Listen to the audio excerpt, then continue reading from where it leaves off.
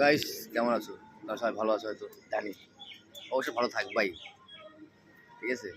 তো আজকে বলতে গেলে আমরা কাজ করছি এত রোদ্রের মধ্যে, ছাতা নিয়ে বসে আছি।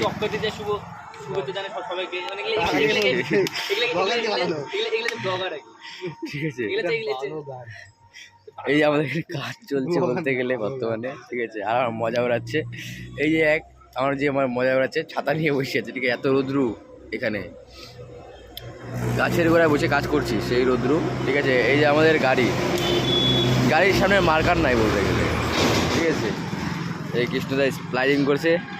এই কৃষ্ণদা ওটো, ঠিক আছে। কি বললা